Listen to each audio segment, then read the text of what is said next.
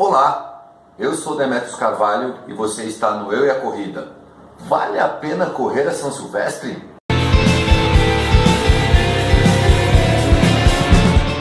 Eu acho que sim. Corra uma vez na sua vida. Se você não gostar mais, você vai poder responder para os seus amigos que você correu sim essa prova e que não vai correr mais ou que não quer correr mais, blá blá blá.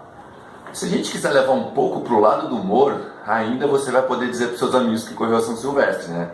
Porque não adianta você ter corrido a maratona sei lá de onde. Vão te perguntar, mas você correu a São Silvestre? Ou pior, mas você correu a maratona de São Silvestre? A grande dúvida que não quer calar. O primeiro grande fator é de fato o preço. R$ 197,50 em um país no meio de crise. Não é exatamente barato, mas tem provas mais caras. Eu sempre faço uma relação quantos reais por quantos quilômetros. Tem provas ainda mais caras com distâncias menores. Obviamente que isso é você quem decide. E a gente sabe que o preço é um fator que pesa nessa circunstância. Uma outra questão é que ela é uma prova com superlotação. 30 mil pessoas, alguma coisa em torno disso, correndo pelas ruas de São Paulo. Não é uma prova confortável para correr. Tem muita gente. E tem muita gente que vai para se divertir. Um outro fator é que o horário de largada dela é às 9 da manhã, em pleno verão de São Paulo. Então costuma-se sofrer com calor. Temperaturas de 30 graus são normais durante esse período, ou mais até. E com tudo isso, para quem nunca correu uma São Silvestre, ainda pagar R$ 197,50. Vale a pena correr a São Silvestre? Eu particularmente tenho que confessar que quando eu era criança, eu ficava maravilhado assistindo a São Silvestre, quando ainda era de noite, ali na virada de ano. Eu ficava impressionado com aquelas pessoas correndo e que nunca chegava e eles continuavam correndo. Na minha cabeça, naquele momento que eu ainda não corria as distâncias que eu corro, era algo impensável. Então eu era completamente maravilhado pela São Silvestre. E quando eu comecei a correr, a minha grande meta na corrida era correr uma São Silvestre. Depois que eu corri a São Silvestre, que eu fui aumentando. Fui para meia maratona, fui para maratona. E vou inclusive falar sobre isso num vídeo em breve. Mas eu quis correr por causa da São Silvestre. Para mim foi algo incrível correr a São Silvestre. Eu me lembro demais, assim, é uma prova que está marcada na minha cabeça. E eu gosto de correr a São Silvestre. Mas ela é, sim, uma prova diferente, é uma prova que tem muita gente que odeia.